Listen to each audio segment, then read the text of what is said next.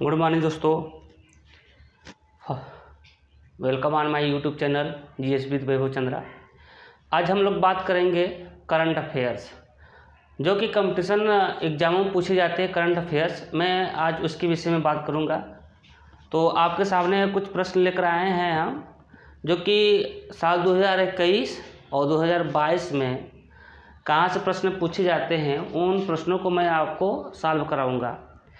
तो जिन लोगों ने हमारे चैनल को सब्सक्राइब नहीं किए हैं, तो वे लोग हमारे चैनल को सब्सक्राइब करें और बेल आइकन का बटन ऑन रखें कि कोई भी वीडियो मैं जब बनाता हूं तो उनके पास हमारी नोटिफिकेशन पहुंच जाए। तो आज हम बात करेंगे करंट अफेयर्स पर, जो कि हाल ही में कुछ घटनाएं घटी हैं, उनसे प्रश्न परीक्षाओं में, जैसे यूपी लेखपाल, यूपी पुलिस, एसएससी जीडी और आरआरबी ग्रुप डी में प्रश्न पूछे जाते हैं। तो आज हम इन प्रश्नों को बात करेंगे। जिसमें पहला प्रश्न दिया है, आसानी चक्रवात कहाँ आया है? आसानी चक्रवात का नामकरण कौन किया है? तो इसके विषय में चर्चा करते हैं हम। तो आसानी क्या है? एक चक्रवात है। कहाँ उत्पन्न हुआ है? यह उत्पन्न हुआ है बंगाल की खाड़ी में। कहाँ पर? बंगाल की खाड़ी। बंगाल की खाड़ी में यह उत्पन्न हुआ है। कैसा है? तो यह शीतोष्ण कटिबंधीय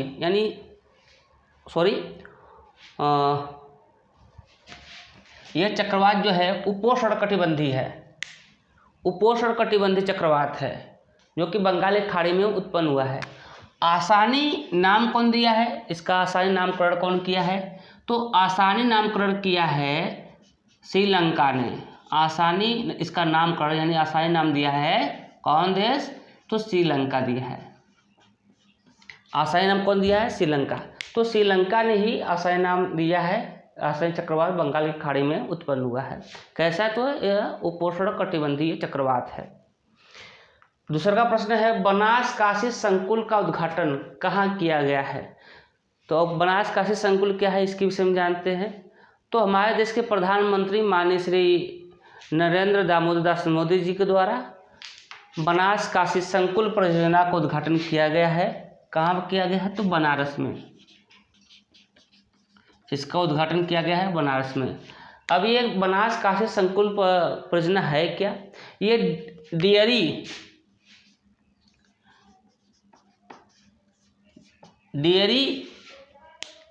उद्योग परियोजना है। यानी ये दुग्ध उत्पादन को बढ़ावा देने के लिए दूध से संबंधित जितने भी प्रोग्राम यानी मैन्युफैक्चरिंग किया जाएगा, बनास काशी संकुल परियोजना में किया जाएगा। इसका उद्घाटन बनारस में किया गया है। किसके द्वारा? माननीय श्री नरेंद्र दामोदर दास मोदी जी के द्वारा। बनारस के किस ब्लॉक में किया गया है? तो बनारस के पिंडरा ब्लॉक में किया गया है। कहाँ पर किया गया है? पिंडरा के करखियाव गांव में। पिंडरा में एक गांव है करखियाव गांव में इसका उद्घाटन किया गया है। दुग्ध, अब इसके अंतर्गत किया जाएगा कि जो दुग्ध गांवों में जो भैंस है, गाय है, या जो भी दुधारू नस्ल के जानवर हैं, उनका जो है गांवों में दूध को एक कलेक्ट किया जाएगा और इस डेयरी प्लांट में भेजा जाएगा। डेयरी प्लांट कौन? बनास काशी संकुल। इससे जो बनारस है और बनारस जो सटे हुए ज़िले हैं, उन ज़िलों को लाभ प्रदान करेगा और इसमें 10-20 हज़ार लोगों को रोजगार डायरेक्ट रूप से दिया जाएगा तथा इनडायरेक्ट रूप से लाखों लोगों को बेनिफिट देगा। तीसरा प्रश्न है, हाल ही में किस देश ने तेल रिसाव के कारण पर्यावरण आपातकाल घोषित किया है? कौन देश है? तो दोस्तों देश का नाम है पेरू। देश का नाम है पेरू। तो पेरू ने हाल ही में तेल रिसाव के कारण अपने देश में पर्यावरण आपातकाल घोषित कर दिया है। पेरू की राजधानी कहाँ है? पेरू की राजधानी है लीमा। पेरू की राजधानी लीमा। पेरू की राजधानी लीमा। कहाँ पड़ता है? ये दक्षिण अमेरिका का एक देश है पेरू। इसकी राजधानी कहाँ है? लीमा है। प्रश्न 4 है, हाल ही में किस देश ने महात्मा गांधी के नाम पर एक मेट्रो स्टेशन रखने की घोषणा की है? वेरी वेरी इंपॉर्टेंट प्रश्न है, वेरी वेरी इंपॉर्टेंट प्रश्न है। कौन? हाल ही में किस देश के द्वारा महात्मा गांधी के नाम पर एक रेलवे स्टेशन या मेट्रो रेलवे स्टेशन का नाम रखने की घोषणा किया है? तो कौन सा देश है? तो देश का नाम है मॉरिशस। कौन देश है? मॉरिशस। इस देश का नाम है मॉरिशस। मॉरिशस कौन देश है? मॉरिशस ने अपने देश में महात्मा गांधी के नाम पर एक मेट्रो स्टेशन का नाम रखने की घोषणा की है। मॉरिशस के प्रधानमंत्री प्रविंद्रनाथ जगन्नाथ हैं। प्रविंद्रनाथ जगन्नाथ है। कौन? मॉरिशस के प्रधानमंत्री। तो मॉरिशस ने अपने देश में एक मेट्रो स्टेशन का नाम महात्मा गांधी के नाम पर रखने की घोषणा की है। नेक्स्ट क्वेश्चन है, अमर जवान ज्योति कहाँ पर स्थित है? हाल ही में ये चर्चा में रहा है अमर जवान ज्योति। अमर जवान ज्योति है कहाँ? तो दोस्तों अमर जवान ज्योति है नई दिल्ली में। कहाँ पर है? नई दिल्ली में। नई दिल्ली। इसकी उद्घाटन कौन किया था? तो 26 जनवरी 1972 को तत्कालीन प्रधानमंत्री श्रीमती इंदिरा गांधी के द्वारा अमर जवान ज्योति का उद्घाटन किया गया था, जहां पर एक लौह जल रही थी। क्या जल रही थी? लौह जल रही थी। हाल ही में इस लौह को स्थानांतरित कर दिया गया है। कहाँ पर स्थानांतरित किया गया है? तो राष्ट्रीय युद्ध स्मारक पर स्थानांतरित कर दिया गया है। किसको? लौह को। जो लौह वहाँ पर जल रहा था अमर जवान ज्योति पर, उसको राष्ट्रीय युद्ध स्मारक पर स्थानांतरित कर दिया गया है। राष्ट्रीय युद्ध स्मारक कहाँ है? ये भी नई दिल्ली में है, इंडिया गेट के पास ही है। तो इस पर स्थानांतरित कर दिया गया है। बस अंतर ये है कि अमर जवान ज्योति जो है इसका उद्घाटन 1972 में प्रधानमंत्री श्रीमती इंदिरा गांधी के द्वारा किया गया था, और राष्ट्रीय युद्ध स्मारक का उद्घाटन 2019 में वर्तमान समय के प्रधानमंत्री माननीय श्री नरेंद्र दामोदर दास मोदी जी के द्वारा राष्ट्रीय युद्ध स्मारक का उद्घाटन किया गया था। तो बस इसी को लेकर ही जो जल रही थी उसको स्थानांतरित कर दिया गया है। इस वजह से अमर जवान ज्योति चर्चा में रहा है। कहाँ है? नई दिल्ली में है। जलीकट्टू बैल प्रतियोगिता का संबंध किस राज्य से है? तो जलीकट्टू यह एक बैल और मानव के बीच यानी युद्ध होता है। मानव और बैल के बीच युद्ध होता है, जिसमें बैल आक्रामक रूप ले लेता है और उसको शांत कराने के लिए मानव उससे प्रति युद्ध करता है। तो यह जलीकट्टू बैल प्रतियोगिता तमिलनाडु में कराई जाती है। कहाँ कराई जाती है? तमिलनाडु में कराई जाती है। किससे संबंधित है? जब फसल पक जाते हैं तो फसल को काट कर एक त्यौहार मनाया जाता है। उसकी खुशी के उपलक्ष्य में ये त्यौहार मनाए जाते हैं। जलीकट्टू कहाँ मनाया जाता है? तमिलनाडु में। दोस्तों मैं और भी प्रश्न लेकर आ रहा हूँ।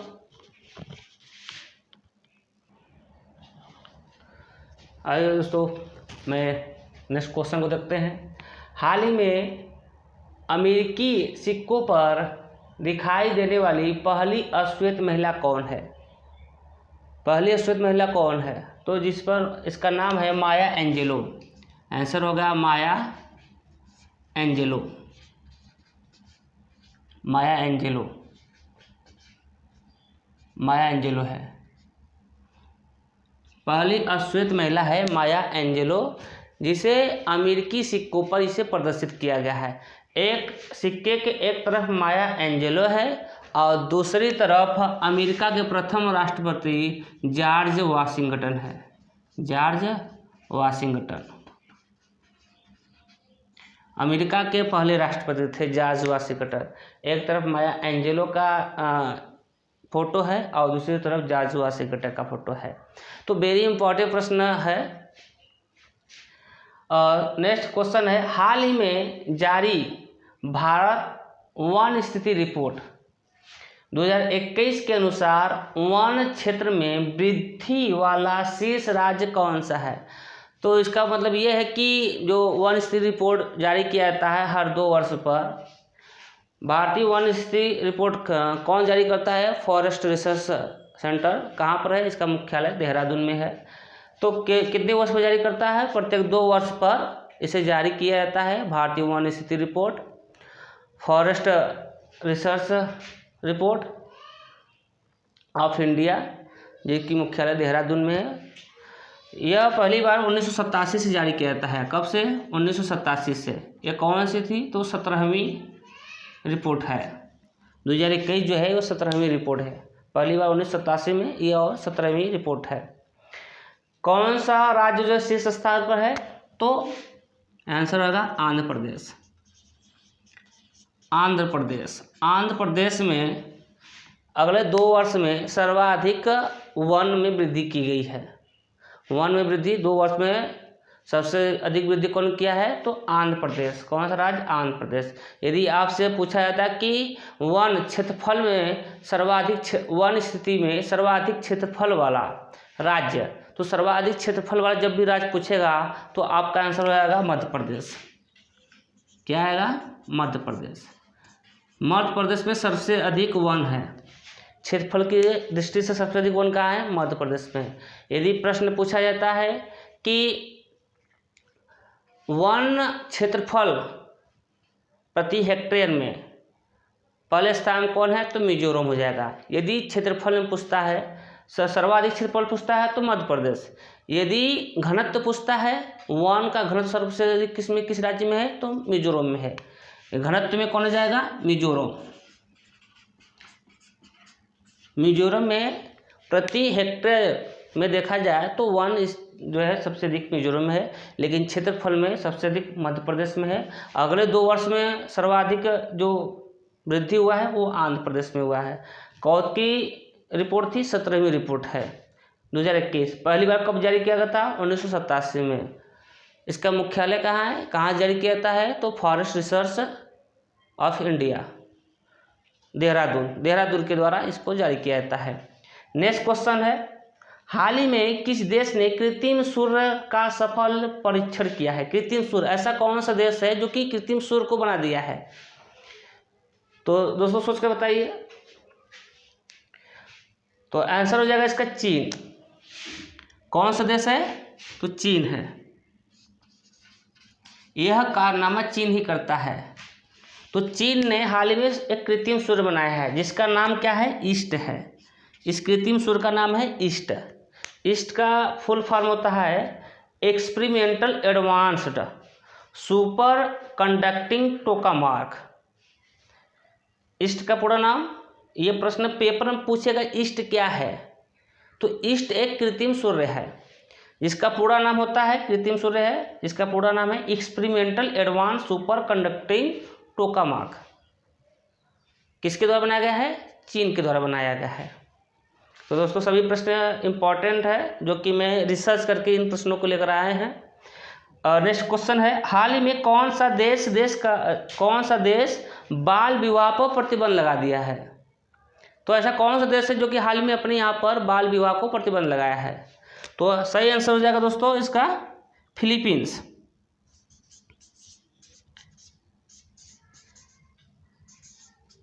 फिलीपींस ने अपने यहाँ संसद में बाल विवाह पर प्रतिबंध लगा दिया है, एक विधेयक पारित किया है और बाल विवाह पर प्रतिबंध लगा दिया है। फिलीपींस की राजधानी कहाँ है दोस्तों? आप कमेंट बॉक्स में लिख के बताइए फिलीपींस की राजधानी, जो एकदम सिंपल है।